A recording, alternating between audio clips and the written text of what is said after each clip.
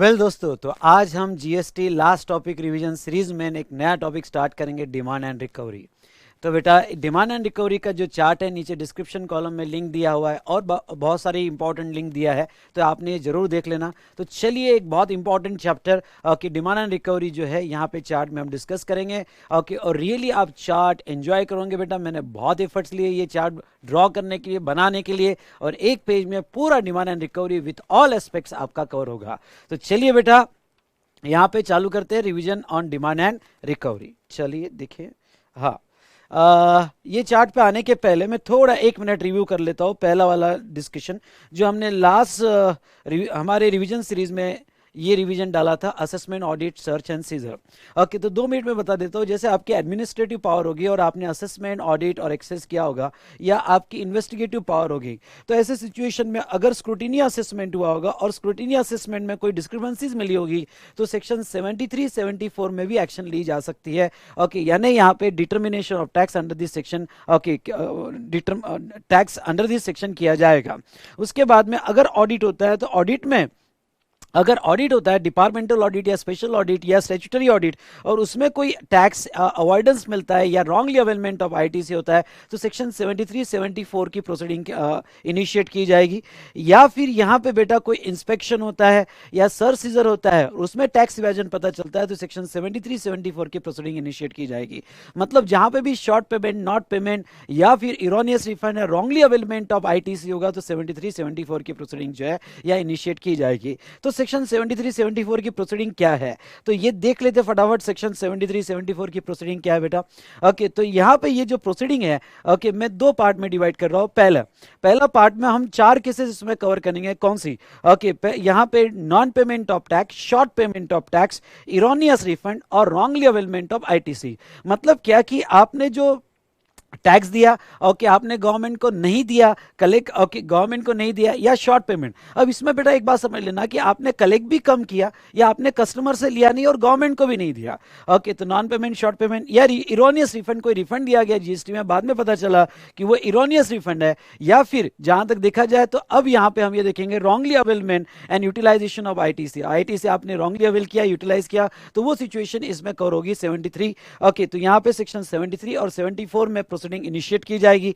और एक सेकंड बेटा प्रोसीडिंग जो है, एक्सेस कलेक्शन ऑफ टैक्स। बहुत सी बार क्या होता है, यहाँ पे सप्लायर जो है, ओके, उसका गुड्स जो है 12% पे, सर्विस 12% पे, 18% का एक्स्ट्रा टैक्स कस्टमर से ले लिया, बेवकूफ बना लिया कस्टमर को, या वो एग्जम्प्टेड में नील रेट में और कस्टमर को बेवकूफ बना के एक्स्ट्रा टैक्स कलेक्ट कर लिया, तो यहाँ पे उसके अगेंस्ट में भी प्रोसीडिंग इनिशिएट होगी। मतलब दोनों में मेन डिफरेंस क्या है, ये प्रोसीडिंग में 73, 74 की प्रोसीडिंग में ये बेटा कि आपने शॉर्ट लिया, ओके, कलेक्ट भी शॉर्ट किया और गवर्नमेंट को शॉर्ट पे किया, और आपने यहां पे कलेक्ट एक्सेस कर लिया पर गवर्नमेंट को नहीं दिया। ओके, तो वो सिचुएशन में सेक्शन 76 में प्रोसीडिंग इनिशिएट की जाएगी। तो चलिए पहले खत्म करते हैं 73, 74 की प्रोसीडिंग। तो चलो शुरू करते हैं यहां पे सेक्शन 73, 74 दोनों प्रोसीडिंग में साथ में बताऊंगा। Are you ready? Yes. Okay, if non payment, short payment, erroneous refund या रॉन्ग अवेलमेंट और यूटिलाइजेशन ऑफ आईटीसी जो है, ये जो है अदर देन फ्रॉड होगा, ध्यान दीजिएगा, अदर देन फ्रॉड होगा और बाय रीजन ऑफ फ्रॉड होगा। मतलब other than fraud, wilful misstatement और सपरेशन ऑफ फैक्ट्स होगा। मतलब बोनाफाइड इंटेंशन था पर गलती होगी, भाई नहीं पे किया गया।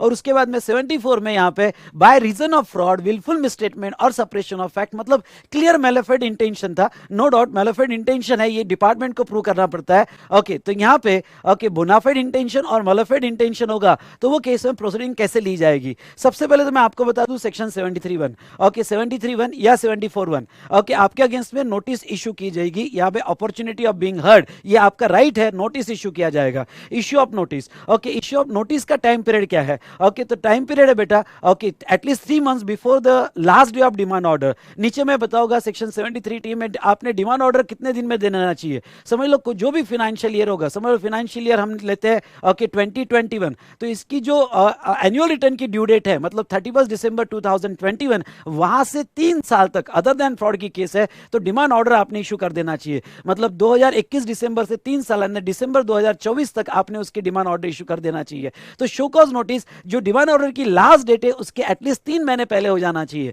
मतलब ओके, यहां पे 30 सितंबर 2024 तक उसकी शो कॉज नोटिस चले जानी चाहिए। ये लास्ट डेट है शो कॉज नोटिस की, उसके पहले आप कभी भी दे सकते हो। तो ऐसे सिचुएशन में एटलीस्ट 3 मंथ्स बिफोर होना चाहिए। ओके, ये मिस इंटरप्रेट मत करना ओके कि भाई डिमांड ऑर्डर और नोटिस में 3 महीने का गैप होना चाहिए, ऐसा नहीं है। ओके, ये है कि जो डिमांड ऑर्डर की लास्ट डेट है, कमॉन, जो डिमांड ऑर्डर की लास्ट डेट है ओके उससे 3 महीना यानी 30 सितंबर लास्ट डेट होगी। हाँ, उसके पहले नोटिस और डिमांड ऑर्डर आप कभी भी दे सकते हो। तो 9 मतलब 2 साल 9 महीना okay from the due date of filing annual return, वहां से 2 साल 9 महीना आपकी जो है शो कॉज नोटिस की लास्ट डेट है। ओके, सितंबर के बाद दी गई शो कॉज नोटिस वैलिड नहीं मानी जाएगी। ओके, सितंबर 2024 की 30 सितंबर तो वो वैलिड नहीं मानी जाएगी। चलो ओके, दूसरी बात बेटा यहाँ पे ओके ये जो शो कॉज नोटिस है ओके जब इशू करोगे तो उसमें अमाउंट ऑफ टैक्स, इंटरेस्ट और कोई पेनल्टी होगी तो वो भी स्पेसिफाई किया जाएगा।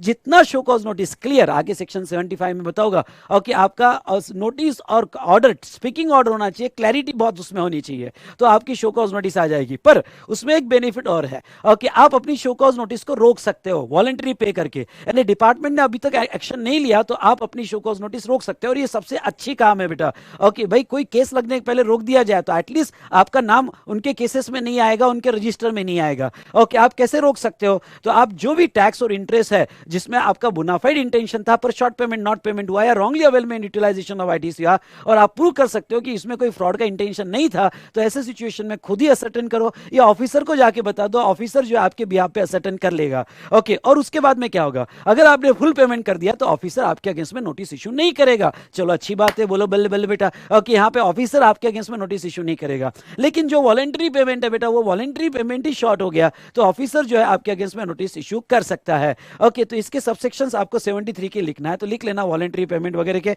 ओके, सो नाउ उसके बाद में बेटा ओके देखिए, सॉरी बेटा टेक्निकल प्रॉब्लम आ गया था।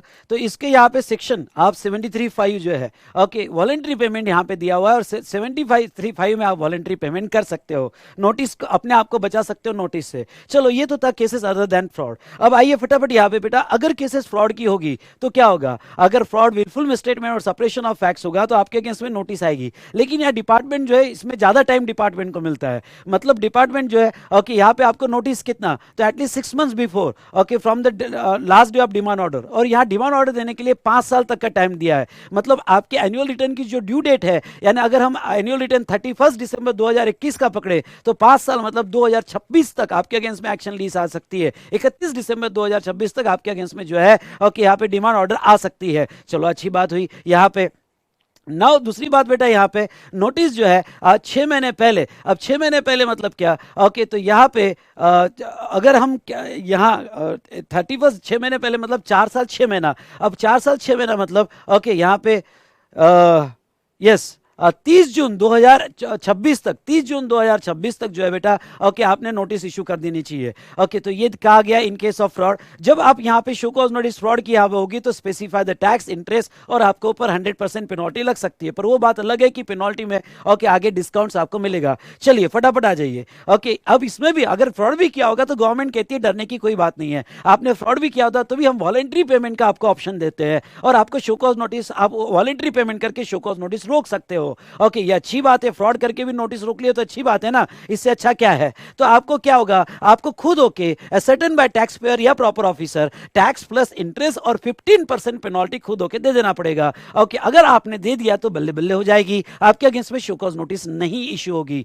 ओके, पूरा पेमेंट कर दो तो कोई शो कॉज नोटिस, और अगर आपने शॉर्ट पेमेंट किया होगा तो आपके अगेंस्ट में नोटिस आ जाएगी। ओके, तो ये गलती मत करना कि जो वॉलंटरी पेमेंट है उसमें भी शॉर्ट, तो नोटिस तो आ जाएगी बेटा। ओके, तो ये रहा यहां पे शो कॉज नोटिस और वॉलंटरी पेमेंट ओके सेक्शन 74(1) में, और वॉलंटरी पेमेंट सेक्शन 74(5) में। अगर आप प्रॉपरली ध्यान दो तो आपके सब सेक्शंस भी लर्न हो जाएंगे। इस चार्ट में बड़ा एक्सक्लूसिव चार्ट है बेटा, मैंने बहुत मेहनत की आपके लिए, और जरूर आपको अच्छा लगे तो एक छोटा सा लाइक और आपने कमेंट भी जरूर देना सो दैट बाकी स्टूडेंट देख सके। ओके, तो नाउ यहाँ पे तो शो कॉज नोटिस आ गई बेटा। अब ये जो शो कॉज नोटिस आ रही है इसमें एक पॉइंट आपको समझाना चाहूंगा, वो कौन सा पॉइंट बेटा, शो कॉज नोटिस इशू कर दी गई, लेकिन अब क्या हो गया, कुछ लास्ट पीरियड के लिए हमने शो कॉज नोटिस की इशू कर दिया, और कुछ पीरियड ऐसा पता चला कि जिसमें आपने सेम ग्राउंड का फ्रॉड किया हुआ है या सेम ग्राउंड का टैक्स पेमेंट शॉर्ट पेमेंट किया हुआ है, तो अब ओके कुछ अदर पीरियड के लिए जहां पे जो शो कॉज नोटिस में कवर्ड नहीं है और उस पीरियड में आपने अगर अगेन शॉर्ट पेमेंट कर दिया होगा, तो वो सिचुएशन में आपको नोटिस न देते हुए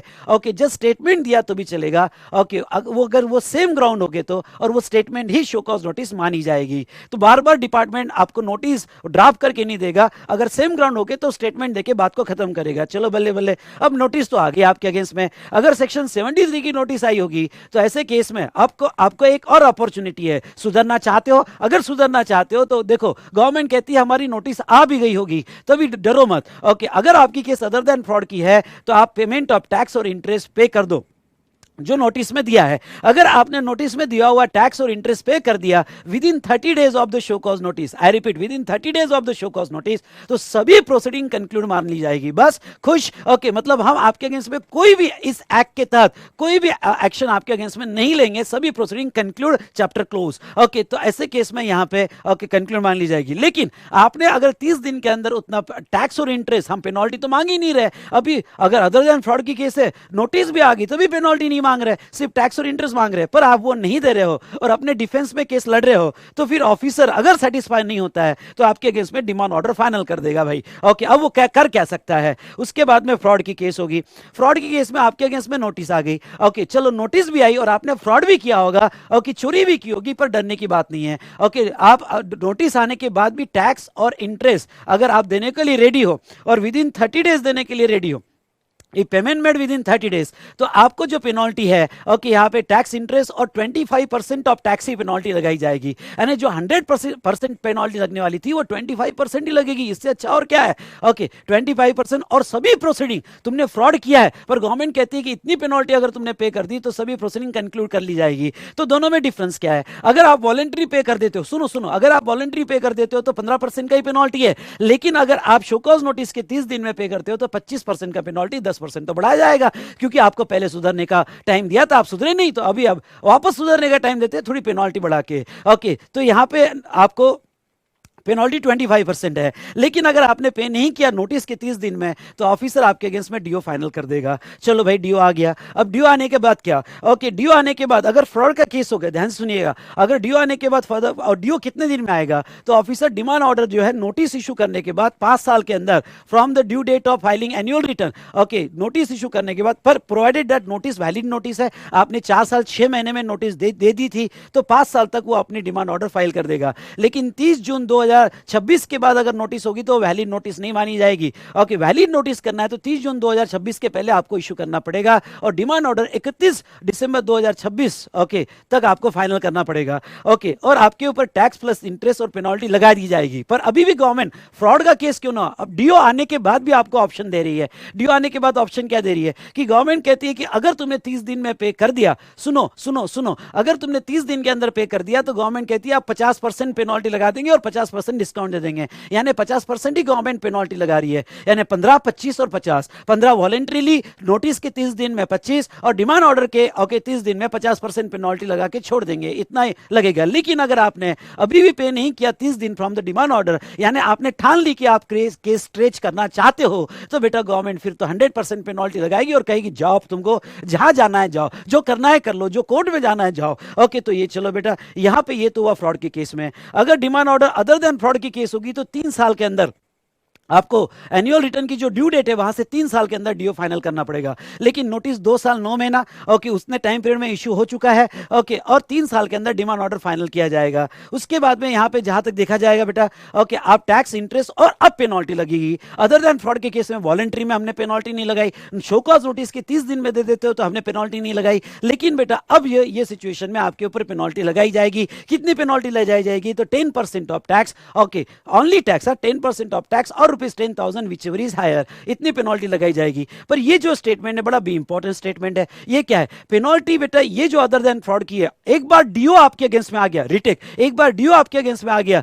तो ये पेनल्टी फाइनल है, इसमें कोई बेनिफिट नहीं। जैसे ओके फ्रॉड के केस में डीओ आने के बाद भी, फ्रॉड के केस में डीओ आने के बाद भी आपके पास ऑप्शन था 30 दिन वाला, लेकिन यहां पे कोई ऑप्शन नहीं मिलेगा। एमसीक्यू क्वेश्चन के लिए बड़ा इंपॉर्टेंट है। ओके अब डीओ आने के बाद आप 30 दिन में रेडी भी हो गए पे करने के लिए, पर ये पेनल्टी फाइनल है 10% ऑफ टैक्स lakhs और 10,000 whichever is higher, ये पेनल्टी तो लग के रहेगी। ओके, तो आई क्या बात समझ में बेटा। अब उसके बाद में कुछ इंपॉर्टेंट पॉइंट्स, ओके मैंने इंपॉर्टेंट नोट्स सेक्शन 73 74 के कुछ यहाँ ले लिए।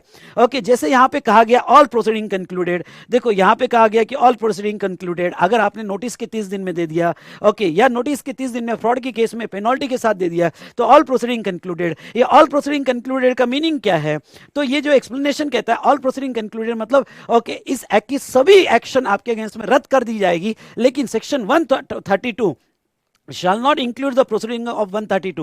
132 की एक्शन आपके अगेंस्ट में रद्द नहीं किया जाएगा। एमसीक्यू क्वेश्चन के लिए इंपॉर्टेंट है, मतलब 132 के अंडर में अरेस्ट और इंप्रिजनमेंट होगा, यानी आपका अमाउंट अगर 1 करोड़ 2 करोड़ के ऊपर होगा और आपने वो ऑफेंसेस किए तो अरेस्ट हो सकती है। आई रिपीट, अरेस्ट हो सकती है, इंप्रिजनमेंट हो सकता है आपको, ओके यहाँ पे सजा हो सकती है, अंदर जा सकते हो। ओके, बाकी प्रोसीडिंग कंक्लूड होगी पर 132 की उसमें इंक्लूड नहीं की जाएगी। उसके बाद में नेक्स्ट इंपॉर्टेंट पॉइंट क्या है, नेक्स्ट इंपॉर्टेंट पॉइंट यहाँ पे ये है कि अगर ओके जो मेन बंदा था, जो मेल कल्प्रिट था, रजिस्टर पर्सन, उसने जो उसकी प्रोसीडिंग अगर कंक्लूड कर दी, क्यों, क्योंकि उसने ऑप्शन ले लिया 30 दिन में पे करने का और सभी प्रोसीडिंग कंक्लूड कर दी, तो उसके साथ जो भी लोग इन्वॉल्व है, ड्राइवर इन्वॉल्व है, वेयरहाउस कीपर इन्वॉल्व है, बायर इन्वॉल्व है, जितने भी लोग उसके साथ इन्वॉल्व है, जिसके अगेंस्ट में सेक्शन 122 125 129 130 की पेनल्टी लग सकती थी, वो भी कंक्लूड कर दी जाएगी, उनके अगेंस्ट में वो भी पेनल्टी नहीं लगाई जाएगी। बहुत इंपॉर्टेंट पॉइंट, छोटी सी केस स्टडी आ सकती है। अगर मेन कल्प्रिट को बचाया गया तो बाकी सबको भी बचा दिया जाएगा, उसके अगेंस्ट में भी कोई एक्शन नहीं होगी। और सप्रेशन का मीनिंग दिया है बेटा,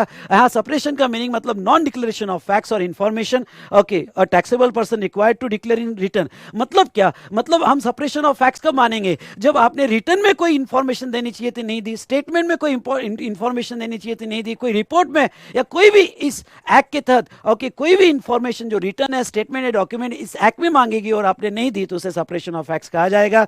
और failure to furnish any information, उसे भी सप्रेशन ऑफ फैक्ट्स कहा जाएगा। ओके, तो ये था बेटा सेक्शन 73 74।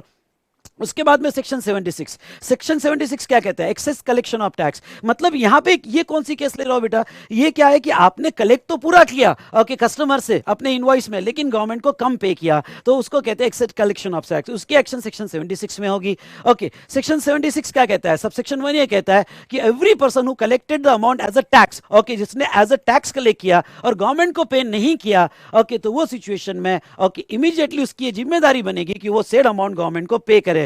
ओके, उस इरिस्पेक्टिव ऑफ द फैक्ट उसका सप्लाई टैक्सेबल हो या ना हो सकता है उसका सप्लाई एग्जम्प्ट है या नॉन टैक्सेबल सप्लाई या शेड्यूल 3 का सप्लाई है, पर उसने टैक्स कलेक्ट कर लिया तो वो उसकी जिम्मेदारी बनती है कि वो गवर्नमेंट को पे करे।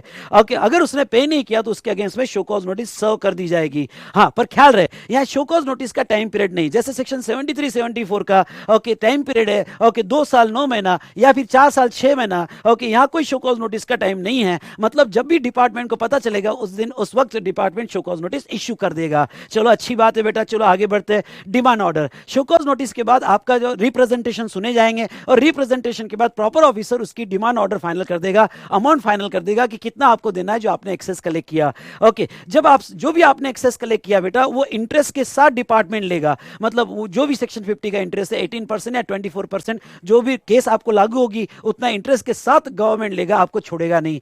ओके, आपको अपॉर्चुनिटी ऑफ बीइंग हर्ट दी जाएगी, वो तो आपके राइट्स बनते हैं बेटा। ओके, उसके बाद में time limit of issuance of order. Okay, जब भी नोटिस दी गई, ओके नोटिस का टाइम पीरियड नहीं है, पर जब भी नोटिस दी गई वहां से 1 साल के अंदर आपके अगेंस्ट में ऑर्डर इश्यू कर दी जाएगी। ओके, ऑर्डर का टाइम पीरियड दिया और within 1 year from the date of issue of show cause notice. Okay, period of stay, अगर कोर्ट ने कोई स्टे दिया होगा, आई रिपीट कोर्ट ने कोई स्टे दिया होगा तो ये 1 साल का जो कैलकुलेशन होगा डिमांड ऑर्डर के लिए वो पीरियड एक्सक्लूड कर दिया जाएगा। उसके बाद में हम ओके ऑर्डर स्पीकिंग ऑर्डर होनी चाहिए। मतलब क्या, ओके स्पीकिंग ऑर्डर का मतलब होता चाहिए कि सभी रिलेवेंट फैक्ट्स और सभी डिसीजंस उसमें कवर होने चाहिए, उसको कहते हैं हम स्पीकिंग ऑर्डर। उसके बाद में adjustment of amount, adjustment amount मतलब क्या कि आपने टैक्स एक्चुअली 12% से कलेक्ट करना चाहिए था पर आपने एक्सेस कलेक्ट कर लिया 28% से कलेक्ट कर लिया, तो डिपार्टमेंट क्या करेगा 28 में से 12% जो है टैक्स में एडजस्ट कर देगा, क्योंकि वो तो लीगल टैक्स था, तो क्योंकि गवर्नमेंट को 12% तो आपको देना ही था, तो 28 में से 12% एडजस्ट कर देगा और रिमेनिंग जो बचा गया बेटा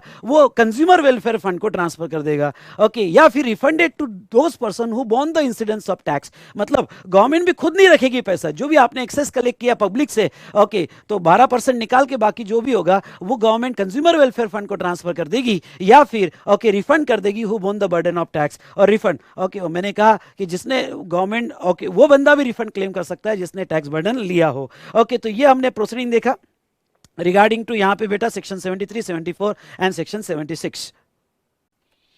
बेटा इसके बाद जो है यहाँ पे जैसे इसकी प्रिंट आउट आपको A3 पेजेस पे 2 लेनी पड़ेगी। फर्स्ट पार्ट ये आएगा A3 पेजेस पे और नीचे okay second part A3 pages पे ही आएगा।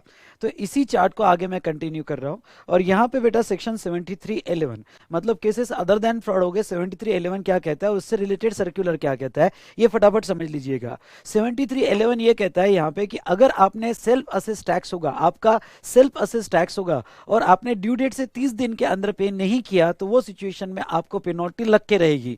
मतलब कितनी पेनल्टी, 10% ऑफ टैक्स और 10,000 विच एवर इज हायर, यानी ये मैंडेटरी पेनल्टी है। ओके, आई रिपीट, पहली बात तो सेल्फ असेस टैक्स होना चाहिए और दूसरी बात ड्यू डेट के अंदर, ड्यू डेट से 30 दिन के अंदर पे नहीं किया गया तो आपको ये पेनल्टी लगेगी। ओके, आपको कोई भी बेनिफिट्स जो सेक्शन 73 फाइन है वॉलंटरी पेमेंट के दिए गए हैं या फिर यहाँ पे जो आपको शो कॉज नोटिस के बाद विद इन 30 डेज का पेमेंट का बेनिफिट दिया गया, वो बेनिफिट आपको नहीं मिलेगा। पर उसके बाद में एक सर्कुलर आया बेटा और इस सर्कुलर के बेस पे ये क्लैरिफिकेशन मैं फटाफट एक्सप्लेन आपको कर देता हूं। सर्कुलर के हिसाब से क्या हुआ, ओके, तो मैंने 2 पार्ट में डिवाइड कर दिया है, पूरा सिचुएशन हमने 2 पार्ट में डिवाइड किया है। ओके, एक तो सेल्फ असेस टैक्स जो आपने GSTR 1 में सेल्फ असेस किया है और एक not self assess tax. Okay, मतलब आपने GSTR 1 फाइल किया पर उसका रिटर्न फाइल नहीं किया है। ओके, और आपने टैक्स नहीं दिया है। तो देखो, self assess tax but not paid within 30 days from the due date, इसमें 2 पार्ट की है। और कौन सा पहला, तो यहाँ GSTR 3B is file after 30 days, okay, but of due date but before show cause notice. तो यहाँ पे CBIC सर्कुलर ने एक रिलैक्सेशन दिया 73(11) का, और वो क्या कहते हैं कि चलो ठीक है 30 दिन भी हो जाते हैं ओके ड्यू डेट के बाद, लेकिन आपने 3B फाइल कर दिया और पेमेंट भी कर दिया तो 30 दिन होने के बाद भी, पर नोटिस आने के पहले, आई रिपीट नोटिस आने के पहले, तो 73(11) अप्लीकेबल नहीं होगा। मतलब आपके ऊपर मैंडेटरी पेनल्टी जो थी 10% और 10,000 विच एवर इज हायर वो अप्लीकेबल नहीं होगी। ओके, क्योंकि 73 इन्वोक ही नहीं होगा, क्योंकि नोटिस आई नहीं और आपने रिटर्न फाइल कर दिया। इसका मतलब 73(11) लगेगा कब, इस सर्कुलर के हिसाब से अगर आपका सेल्फ असेस टैक्स होगा। ओके, और सेकंड पार्ट देखो, आपका सेल्फ असेस टैक्स होगा और आपने 30 दिन के अंदर, ध्यान से सुनिएगा, 30 दिन के अंदर आपने रिटर्न फाइल नहीं किया, 3B फाइल नहीं किया और पेमेंट भी नहीं किया और आपके अगेंस्ट में नोटिस आ गई, 30 दिन बाद नोटिस आ गई पेमेंट के पहले। अगर नोटिस के पहले आप पे कर देते हो तो कोई दिक्कत नहीं, पर ओके यहां पे समझना कि अगर आपको 30 दिन हो गए और 30 दिन के बाद बेटा आपको जो है ओके नोटिस आ गई और अभी तक आपने पेमेंट नहीं किया तो फिर 73(11) लग जाएगा और 73(11) के हिसाब से 10% ऑफ टैक्स और 10,000 ओके वो आपके सेल्फ असेस टैक्स पे लग जाएगा। उसके बाद में next, okay, tax is not self assess. Okay, अब मतलब समझ लो आपका सेल्फ असेस टैक्स नहीं था, शॉर्ट पेमेंट हुआ, आपने असेस भी नहीं किया, GSTR 1 में भी नहीं बताया, कुछ नहीं, और बाद में आपके अगेंस्ट में केस लग गई 73 की, तो 73 की अगर आपके अगेंस्ट में केस लग गई तो वो सिचुएशन में आप वॉलंटरी पेमेंट देकर पेनल्टी बचा सकते हो अगर केस अदर देन फ्रॉड होगा तो। और अगर आपने नोटिस के 30 दिन में भी दिया तो भी आप ओके यहां पे पेनल्टी बचा सकते हो।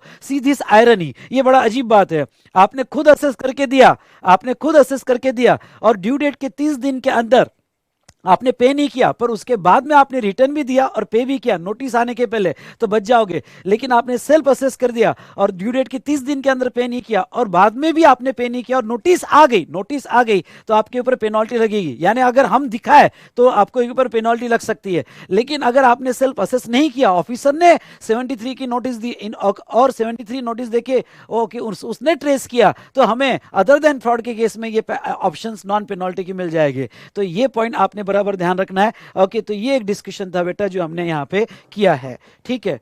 तो सो दोस्तों आज का डिस्कशन जो है हम यहाँ तक रुकेंगे। ओके, डिमांड एंड रिकवरी का पार्ट 2 आएगा और पार्ट 2 में आगे का डिस्कशन ओके अराउंड वो 15 to 20 मिनट्स रहेगा। ओके, तो बाकी सब सेक्शन 75 और अदर सेक्शंस में फटाफट उसमें डिस्कस कर लूंगा। ओके, सो दोस्तों मिलते हैं नेक्स्ट रिवीजन सेशन में। ओके, ये पॉइंट थोड़ा ध्यान से अच्छे से पढ़ना, नेक्स्ट रिवीजन सेशन में जो इमीडिएट मैं कल ही अपलोड कर दूंगा। ओके, और इस तरह से ये चैप्टर हम खत्म कर देंगे। तो अगर आपको ये रिवीजन अच्छी लगी होगी तो मैं बस ये कहूँगा कि लाइक कर दो बेटा। ओके, मेरे लिए नहीं, ओके किसी और को बेनिफिट होना चाहिए, क्योंकि आपके कमेंट्स, आपकी कमेंट्स और आपके लाइक पे ओके अदर स्टूडेंट्स भी देखेंगे और डेफिनेटली उनको बेनिफिट होना चाहिए। ओके, और आप ये बेनिफिट जरूर पास ऑन कर दो बेटा। Thank you to all of you.